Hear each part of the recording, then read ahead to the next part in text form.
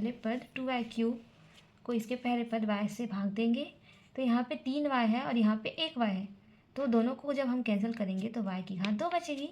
और 2 चूँकि ये कांस्टेंट टर्म है, अचर राशि है, इसलिए ये नहीं बदलेगा। तो हमारे पास क्या आएगा 2y²। अब इसको हम कहाँ लिखेंगे, भागफल वाले जगह में लिखेंगे 2y²। फिर हमने क्या किया था, ये जो आपका भागफल आया है उसी से हम क्या करेंगे, y+1 को गुणा करेंगे। तो क्या आ जाएगा 2y² इंटू y, तो 2y³। यहाँ पे प्लस है तो प्लस 2y² इंटू 1, तो क्या हो जाएगा 2y²। तो इसको हम कहाँ लिखेंगे, यहाँ लिखेंगे। तो चलिए लिखते हैं 2y³ प्लस 2y²। यहाँ पे लाइन खींचेंगे। अब हमने क्या कहा था कि हमें पहले पद को क्या करना है, कैंसिल आउट करना है। तो अभी तो ये दोनों धनात्मक है, तो दोनों में से किसी एक के चिन्ह को बदलना पड़ेगा। तो हम यहाँ इसके चिन्ह को बदल देते हैं, क्योंकि ये प्लस में है, अभी हम इसको माइनस कर देते हैं। चूँकि अब हम इसके साइन को बदल रहे हैं तो इसके साइन को भी हमें बदलना पड़ेगा।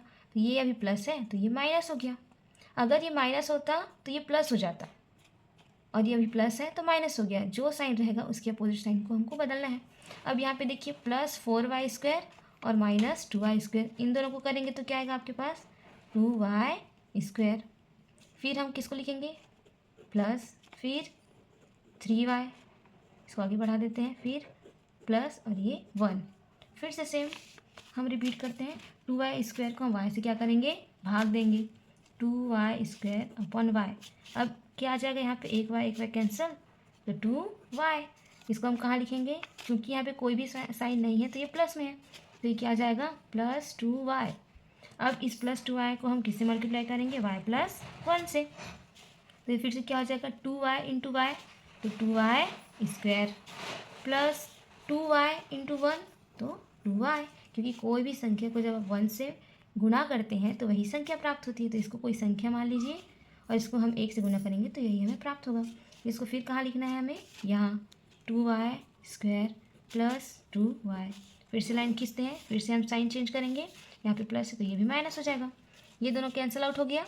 अब क्या बचा, प्लस 3y माइनस 2y। ये देखिए प्लस 3y माइनस 2y कितना हो जाएगा, सिर्फ 1y बचेगा। अब ये भी हो गया, तो यहाँ पे प्लस है तो प्लस करेंगे 1। अब क्या करेंगे, फिर से हम 1y को y से डिवाइड करेंगे, तो यहाँ पे y कैंसिल, तो क्या बचा 1। तो यहाँ पे क्या आ जाएगा +1। अब हम +1 इसको किससे गुणा करेंगे, फिर से y+1 से। तो मैंने क्या बोला था कि 1 को किसी भी संख्या से मल्टीप्लाई करते हैं, गुणा करते हैं तो वही संख्या प्राप्त होती है। तो हमें इस संख्या को 1 से गुणा करना है, तो हमें क्या मिल जाएगा, y+1 ही आएगा। तो क्या आ जाएगा 1y+1। अब यहाँ पे क्या कर देंगे, दोनों का साइन चेंज कर देंगे, तो ये तो ऐसे कैंसिल आउट हो गया। अब यहाँ पे देखिए +1 -1, तो ये क्या बच जाएगा 0। तो इस प्रकार से आप देख सकते हैं यहाँ पर हमारा भागफल क्या आया है, ये ऊपर में जो है उसको लिखते हैं 2y² प्लस 2y+1। शेषफल कितना आया है आपका 0। तो इस प्रकार से ये क्वेश्चन बनेगा।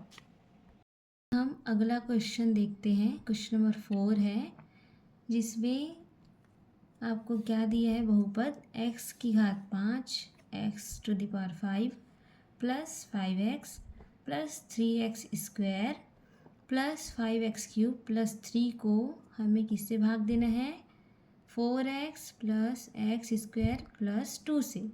अभी यहाँ पर देखिए, जब भी आपको इस टाइप से अगर बहुपद दिया है, पॉलिनोमियल दिया है, तो सबसे पहले हम उसको ऑर्डर में अरेंज करते हैं।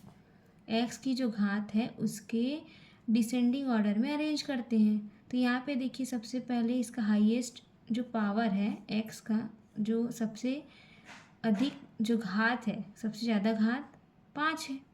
5 के बाद क्या आना चाहिए 4, तो 4 तो किसी का नहीं है। 4 के बाद क्या आना चाहिए 3, तो 3 यहाँ पर है, लेकिन हमको लिखना कहाँ है, यहाँ पर। तो इसको मैं फिर से कैसे लिखूँगी, ध्यान से देखिएगा, x की घात 5 धन 5 के बाद x का चौथा पावर नहीं है, तो चौथा के बाद तीसरा है, तो हम क्या लिखेंगे, ये वाला 5x³। फिर 3 के बाद क्या आएगा 2, तो हम देखते हैं कि x का कौन सा घात है जो 2 है, ये वाला है, किसको लिखेंगे 3x की घात 2 धन 2 के बाद 1 तो कौन सा आएगा ये वाला 5x प्लस अब कौन सा आएगा 3। उसी प्रकार इसमें भी हम करेंगे तो सबसे पहले कौन सा आएगा x की घात 2 फिर 4x फिर धन 2। अब इसको हम क्या करेंगे आगे बनाएंगे। तो चलिए प्रोसेस स्टार्ट करते हैं। सबसे पहले क्या करेंगे इसके पहले पद को इसके पहले पद से भाग देंगे। तो यहाँ देखिए x की घात 5 बटे x स्क्वायर। तो यहाँ पे 5 है, यहाँ पे 2 है, तो क्या बचेगा x की घात 3। तो इसको कहाँ लिखेंगे हम x की घात 3। अब क्या बोली थी इसको इन पूरे से क्या करना है गुणा करना है। x की घात 3 गुणा x की घात 2 धन 4x धन 2। तो x की घात 3 गुणा x की घात 2, यहाँ पे आधार आपका समान है तो घात क्या हो जाता है जुड़ जाता है। तो x की घात 5 धन 4, यहाँ पे x क्यूब है, यहाँ पे x 1 है, 3 और 1 क्या हो जाएगा 4, तो 4x की घात 4 धन 2 गुना x क्यूब तो 2x क्यूब। इसको कहाँ लिखेंगे यहाँ, तो क्या हो जाएगा x की घात 5 धन 4x की घात 4 धन 2x क्यूब। अभी आप ध्यान से देखिएगा इसमें क्या होगा। सबसे पहले तो हमें पहले पद को कैंसिल आउट करना है। तो ये तो माइनस हो गया, ये भी माइनस होगा, ये भी माइनस होगा, ये कैंसिल आउट हो गया। अब देखिए यहाँ पे क्या है आपका दूसरा पद 5x क्यूब है, यहाँ पे आपका ऋण 4x की घात 4 है। तो ये दोनों का जो x घात है वो समान नहीं है, तो इसका और इसका हम जोड़ घटाव नहीं करेंगे। समान घात वाले का ही क्या होता है जोड़ घटाव होता है। यहाँ पे x क्यूब है, यहाँ पे x क्यूब है, तो हम इन दोनों को क्या करेंगे हल करेंगे। तो ये कहाँ जाएगा, तो इसको हमको एज इट इज़ लिख देना है।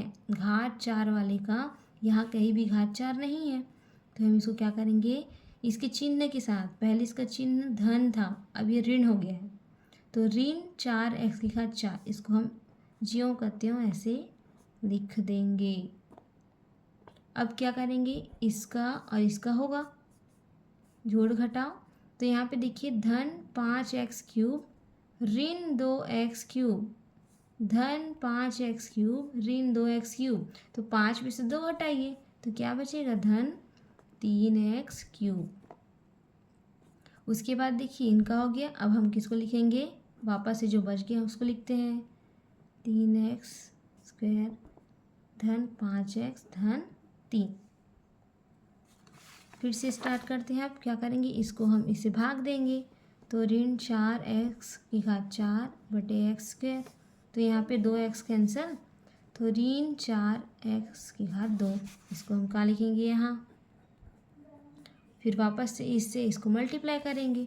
तो देखिए यहाँ पे ऋण है और यहाँ पे धन, तो ऋण और धन क्या होगा पहले तो ऋण आएगा और पहला पद आपका सेम आएगा 4। यहाँ पे लिख लेते हैं x square plus 4x plus 2। अब देखिए इसमें क्या होगा ऋण 4x की घात कितने हो जाएंगे 4।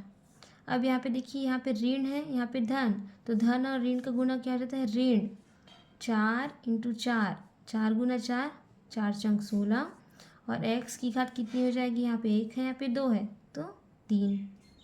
फिर धन, यहाँ पे धन और यहाँ पे ऋण है तो वापस से यहाँ पे क्या हो जाएगा ऋण हो जाएगा। तो 4 दूनी 8 और x की घात 2। तो क्या हो जाएगा यहाँ पे ये हम लिख चुके हैं। यहाँ पे ऋण 16 x की घात 3 ऋण 8x की घात 2, ये ऐसे बनेगा। अब यहाँ पे देखिए अभी तक धन होता था, यहाँ पे दोनों में ऋण है तो हमें इसको क्या करना पड़ेगा धन। ये ऋण है तो ये भी धन, ये ऋण है तो ये भी धन हो जाएगा। अब ये जो नया साइन है इन सारे टर्म्स का जो नया साइन है ये होगा, ये पुराना नहीं होगा, तो ये कैंसिल आउट हो गया। अब यहाँ पे देखिए धन 3x क्यूब और धन 16 दोनों धन में है, तो 16 में से 3 को जोड़ेंगे तो क्या आएगा 19x³ धन 3x की घात 2 धन 8x की घात 2, तो क्या हो जाएगा धन 11x की घात 2 धन 5x धन 3। ठीक है, अब इसको आप x² से क्या करेंगे, भाग देंगे 19x³ x², वापस से क्या बचेगा 19x, इसको यहाँ लिखेंगे। वापस से इससे हम क्या करेंगे, पूरे को गुणा कर देंगे 2, तो क्या आ जाएगा 19x³ धन 19 चौक 76x², 2 बार x है, धन 19 दूनी 38 और एक ही x है तो x, तो क्या आ जाएगा 19x³ धन 76x की घात 2 धन 38x। यहाँ पे लाइन खींचिए, यहाँ पे सभी का साइन क्या हो जाएगा, चेंज हो जाएगा, ये कैंसिल हो गया।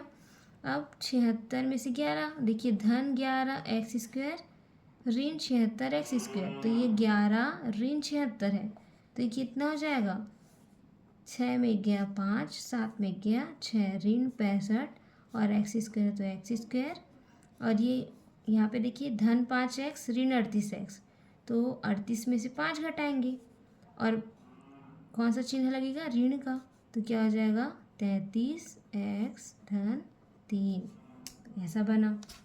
अब देखिए हम लास्ट स्टेज में हैं, फिर से -65x की घात 2 को हम x² से डिवाइड करेंगे, ये दोनों कैंसिल, तो क्या बचा -65, कहाँ लिखेंगे -65, -65 से इसको मल्टीप्लाई करेंगे x² धन 4x धन 2, तो क्या बचेगा -65x² माइनस कितना हो जाएगा, इन दोनों गुना करेंगे, 4 पंचे 20 का 0 हासिल 2, 4 छक्का 24 और 2 26, और यहाँ पे क्या आ जाएगा x है तो x, फिर क्या हो जाएगा -2 पंचे 10 का 0 हासिल आए 130। ठीक है, इसको कहाँ लिखेंगे -65x² माइनस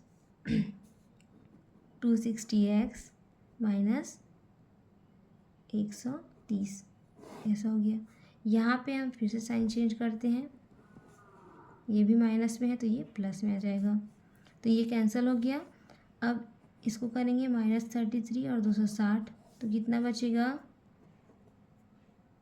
यहाँ पे क्या कर सकते हैं 260 है और 33 माइनस करिए, तो कितना हो जाएगा 10 में 3 गया 7, 5 में 3 गया 2 और ये 2, 227x, ये धन आएगा, और यहाँ पे कितना होगा 130 धन 3, तो 133, तो ये क्या है, अब देखिए यहाँ पे जो भाग देने वाला है उसका घात 2 है और जो बचा है वो 1 ही है घात उसका, तो इसके आगे अभी प्रोसेस नहीं होगा, तो ये क्या हो जाएगा आपका शेषफल क्या आ जाएगा 227x धन 133, और ये क्या होगा आपका भागफल।